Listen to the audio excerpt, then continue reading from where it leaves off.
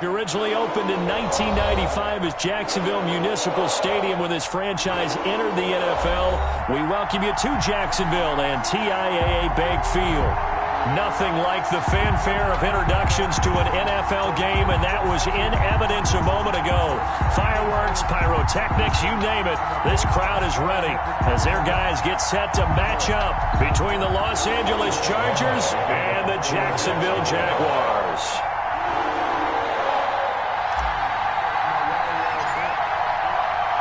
The first game's out of the way. Time to buckle down for the long season ahead, and we're off in week 2. This will make it into the end zone. And he's up past the 20 to the 22-yard line. The Chargers take over 1st and 10 at their own 22-yard line.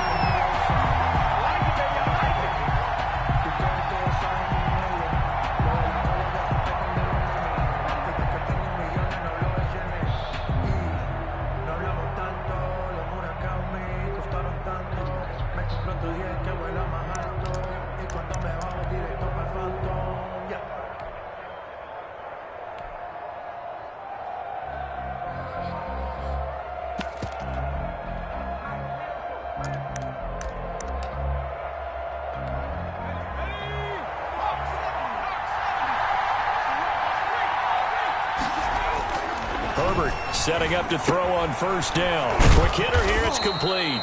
This will be stopped about 2 yards shy of the marker. 8-yard gain, 2nd and 2. 8 yards on the One thing we do know, he's going to get his catches. So as they move forward defensively, got to continue to focus on not giving up the big play when he does catch the ball in the secondary. Facing a 2nd and 2 after that last catch, good for 8 yards. Now it's Herbert. Into a double team, and it's intercepted. Picked off by the linebacker, Miles Jack. And this return is going to be halted right around the 28-yard line. That's kind of a double whammy. I mean, the interception on the opening drive, that's one thing. But to give him this field position, that's another. Absolutely perfect start for this defense. They take the ball away on the opening possession. They know that their offense will get the ball to start the second half. They line them up in field goal position. And to me, they got a chance for a touchdown right here out of the gate.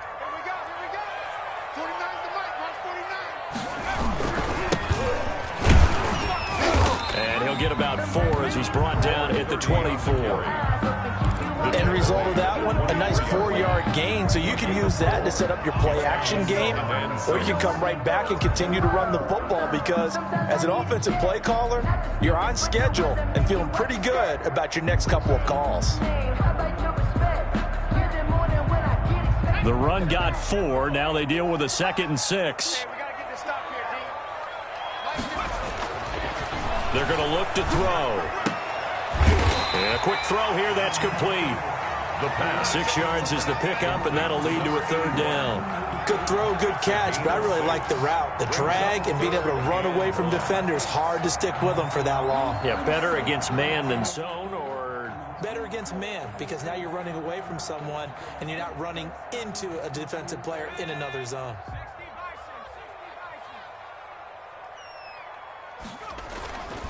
They'll look to throw for it on 3rd and 1. The open man is Shark. It's complete. And the Jaguars are going to have 1st and goal as they try to finish off this drive with 6 points. They're able to convert on 3rd down, and that sets up a 1st and goal at the 4-yard line.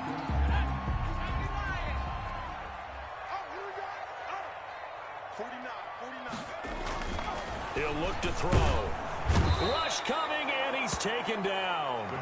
A few issues here on the offensive line. Apparently, he got sacked 5 times last week. They got to him here in the 1st quarter. And I would think that running the ball would be paramount here because it's a different team they're facing, but they watch the film as well. So they'll take many of those same principles and try and apply them in this game to see if they fixed what was wrong with them in the last game.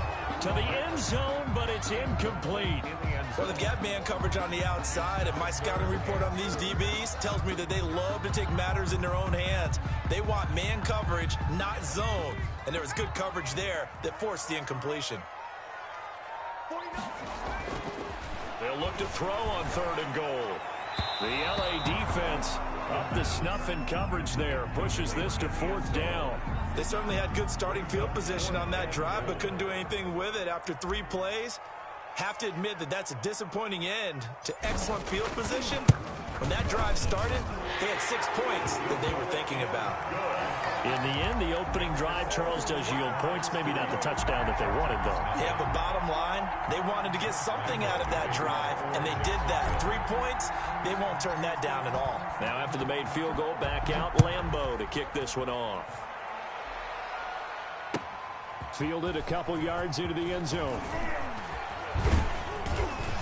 And this return will net positive as he gets past the 25 and up to the 27-yard line.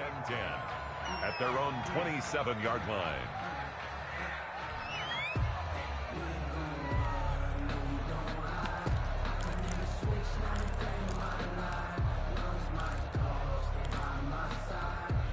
The Charger drive about to get going. They threw an interception the first time they had the football, only gave up 3 points off of that, so it shouldn't be a difficult hole to overcome. It really shouldn't, as long as they're not listening to the chatter coming from the other side, because when you throw a pick, look, I know defensive backs, they have a tendency to... A big seam, and he might go all the way.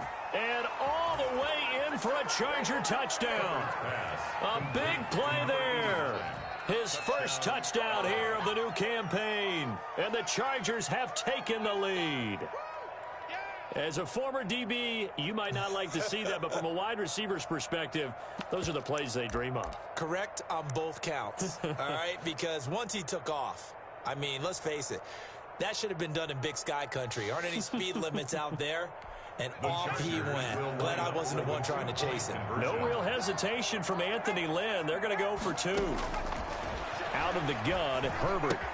And that is caught for the 2 points. So they're able to throw it in for the 2-point conversion. Sometimes that can be a risky play, but they got it. Yeah, you always have to be careful here because if you do get it intercepted, it's returned by the defense, that's 2 points for them. But he identified an open target and put it right on him.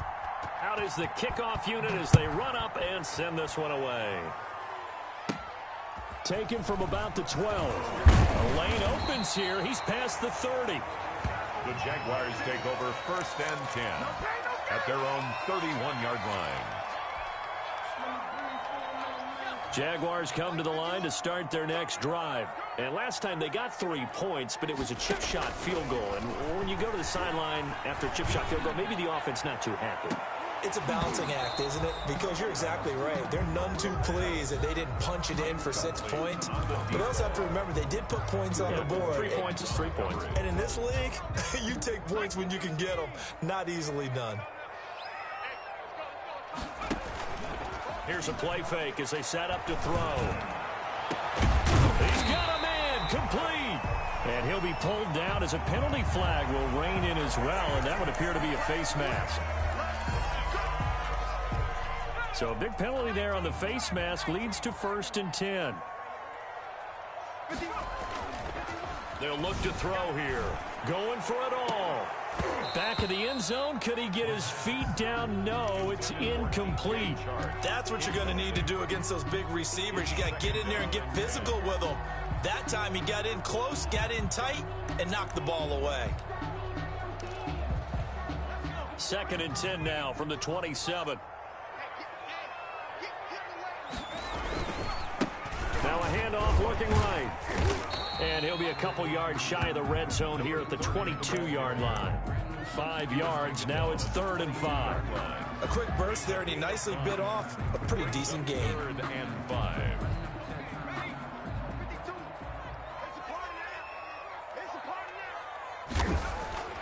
They'll look to throw. And he fires one that's intercepted. Picked off down near the 5.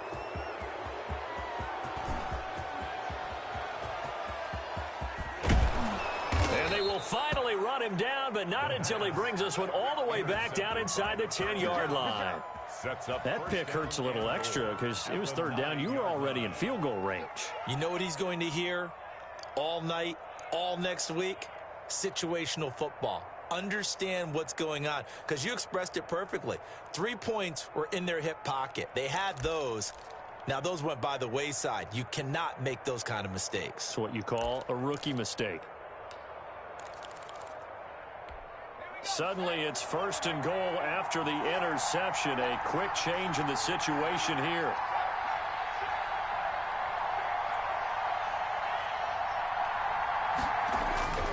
Justin Herbert looking to pass. And this is complete. It's Allen. And he's able to get it down to the 2-yard line. A gain of 7 that time. 2nd and goal. And a lot of people ask the same question all the time. Why do we see so many slants in the red zone? Well, the windows are tighter. Everything's more condensed. It has to be quicker, and you've got to deliver the ball on time. Your biggest worry? Ball gets tipped in the air. Because if that happens, then it's fair game for the defense. And he is met in his tracks behind the line of scrimmage. It'll go as a loss of a yard, and it'll set up 3rd down. Sometimes you just sit back and marvel at what he can do defensively. Speed, strength, quickness, he's the whole package. And that package just wrapped up the runner for a loss.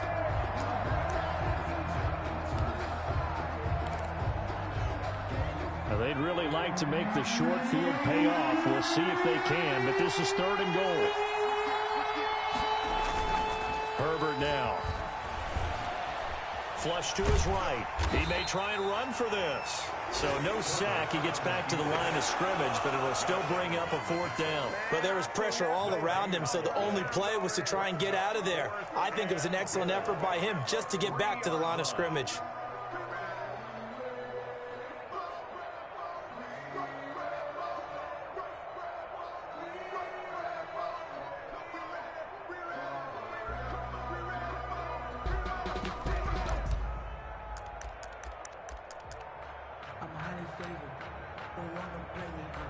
And no hesitation about this decision here. Confidently, they're going to go for this. 4th and goal from the 3. They snap it to Herbert, and he takes it in for a Charger touchdown. To number 84. From 3 yards out, and the Chargers find a way to stretch their lead. You get down near the goal line, this is where having a sure-handed tight end becomes a luxury, and it pays off big time, especially when the defense sells out against the run, and he finds himself open for an easy touchdown.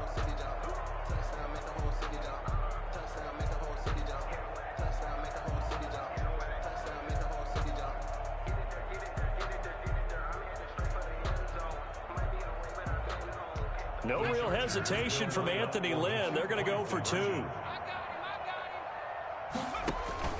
From the shotgun, here's Herbert. Jaguar pressure and a Jaguar sack.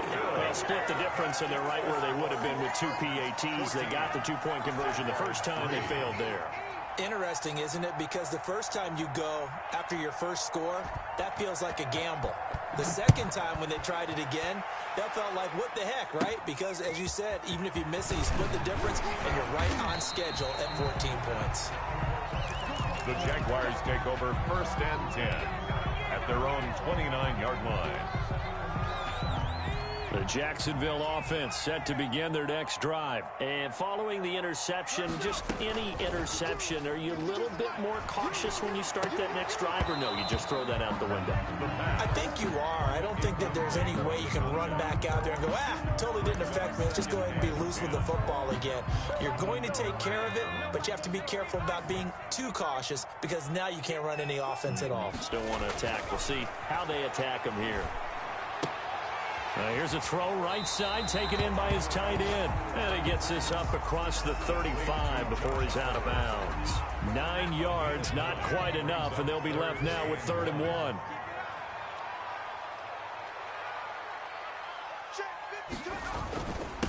Now a handoff here to his running back. And boy, he is very close to a 1st down, but from where they're spotting that football, he's going to be a foot or so short. 4th and short, partner. I mean,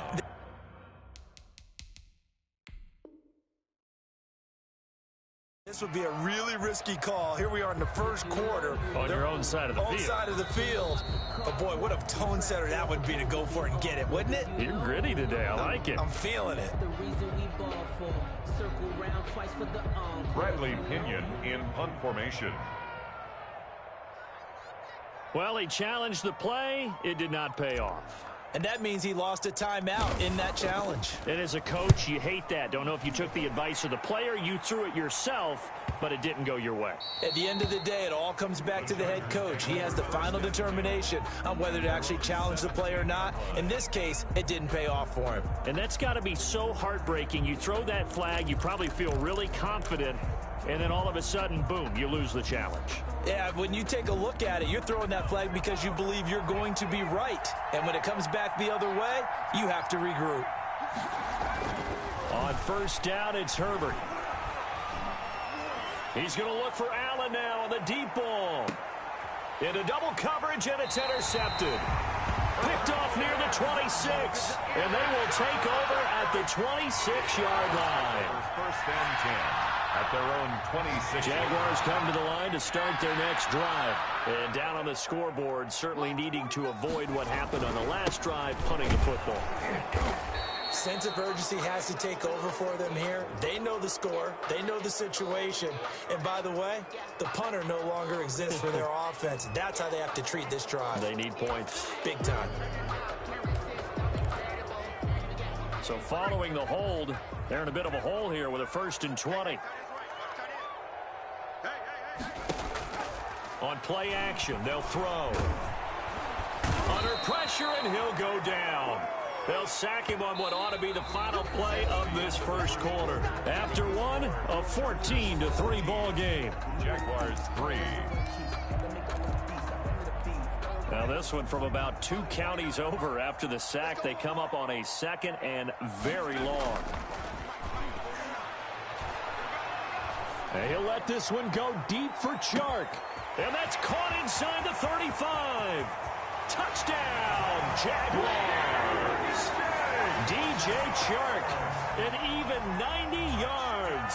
And the Jaguars are able to strike quickly for 6. He put quite a bit of air underneath that touchdown pass. Of course, we knew that he had the strong arm. That part was easy. You could see that throughout his college career. But what you want to know about a rookie is when the pressure's on, can you throw with touch?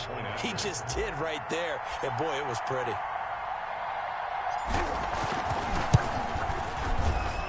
And he's got it. That cuts the lead. It's now 14-10. Makes the score Chargers 14, Jaguars 10.